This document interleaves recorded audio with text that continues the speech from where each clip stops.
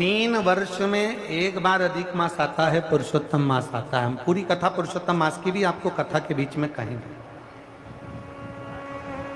इसलिए पुरुषोत्तम मास में जो कथा चल रही है 3 जगह पर, एक ये करनाल में हो जाएगी, इसके बाद में फिर दुधाना गांव में अधिक मास पार्ट 2, अधिक मास पार्ट 3, इस नाम से हम इस कथा को दिए।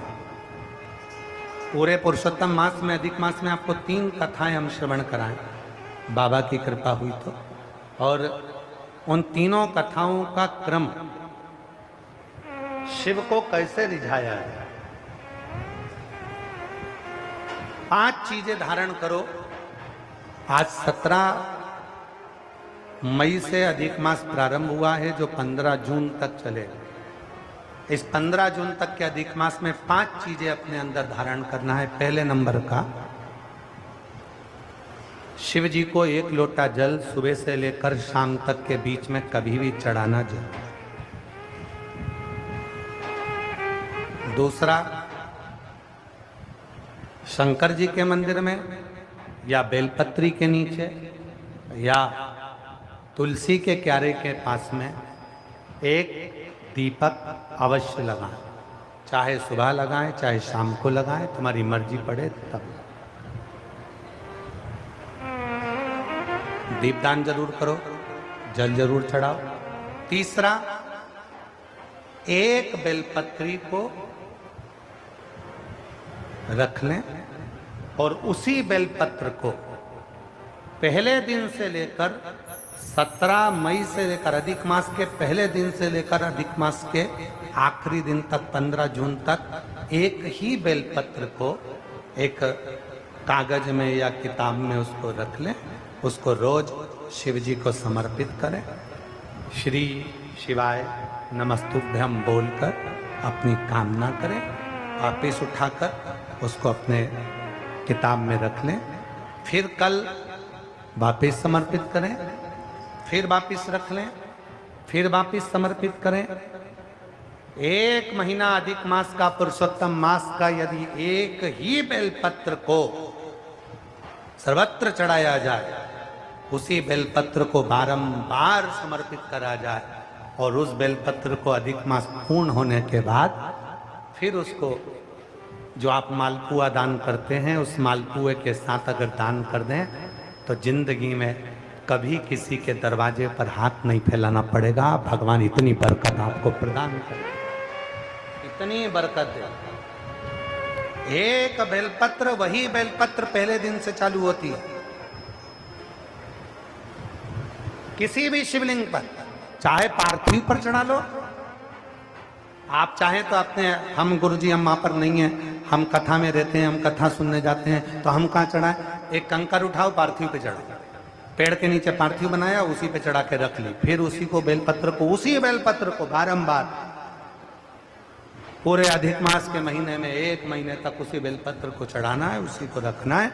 फिर आखिरी दिन जो अधिक मास पूर्ण होगा, उस दिन उस बेलपत्र को मालपुए पे रखकर शिव जी को चढ़ाकर लेके आना पहले, फिर मालपुए पे रखना और उसको रखकर फिर भगवान उस मालपुए को तुम दान। मालपुआ दान नहीं कर सकते तो तुम बतासे दान कर दो, पर मीठे के साथ उस बेलपत्र को दान किया जाए। बतासा है, मिठाई है, कोई 33 कोई भी सामग्री 33 जो मीठी हो वो रखकर आप दे सकते। कभी किसी के दरवाजे पर कितनी भी मुसीबत आ जाए, कितना भी दुख आ जाए, कितनी भी तकलीफ आ जाए, कितना भी कष्ट आ जाए, कितना भी कष्ट आ जाए, आपको किसी के आगे हाथ नहीं फैलाना पड़ेंगे। लक्ष्मी की व्यवस्था स्वयं मेरा कुबेरेश्वर महादेव, मेरा महाकाल राजा, मेरा विश्वनाथ स्वयं एक बेल वही चलती। 5 चीजें करना है आपको। पहले नंबर पर जम के बोलो जल, दूसरे नंबर पर दीप, तीसरे नंबर पर बेलपत्र, चौथे नंबर पर भगवान शंकर के मंदिर में नंदी के दोनों सींगों के बीच में से शिव के शिवलिंग का दर्शन।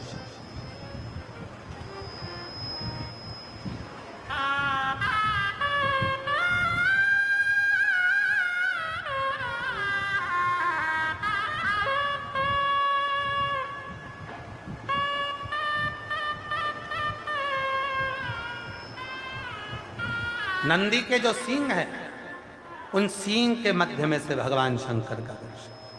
क्यों? किस लिए? अगर पुरुषोत्तम मास में, अधिक मास में हम नंदी के दोनों सींगों के बीच में से शंकर के शिवलिंग का दर्शन कर लेते हैं, तो अपने अंतिम सांस तक शरीर के अंदर कोई बड़ी बीमारी कभी नहीं आती, कोई गंभीर बीमारी कभी नहीं,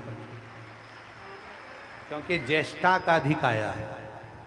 ज्येष्ठा का जो अधिक होता है, उसमें अगर सींग, दोनों सींगों के बीच में से शिव के शिवलिंग का दर्शन करिए, शरीर में कभी कोई बड़ी बीमारी, ऐसी बीमारी नहीं आएगी जिसका इलाज है ही नहीं।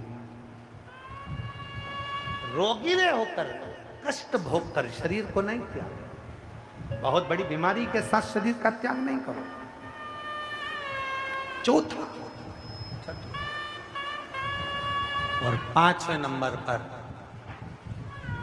भगवान शिव के मंदिर में, भगवान शंकर के मंदिर में या शिव कथा में या जहाँ हो वहाँ प्रदोष काल में, प्रदोष का समय, सूर्य डूबने का समय जब हो, उस समय पर 5 बार 7 बार या तो पंचाक्षर मंत्र नमः शिवाय, या षडाक्षर मंत्र ओम नमः शिवाय, या श्री शिवाय नमस्तुभ्यम का जप करें। 5 बहुत, ये 5 अधिक मास में शंकर की 5 चीजें धारण कर लो। उसमें सबसे ज्यादा जरूरी जो है जल, दीप, बेलपत्र, वही चढ़ाना, वही लेकर आना। कभी कभी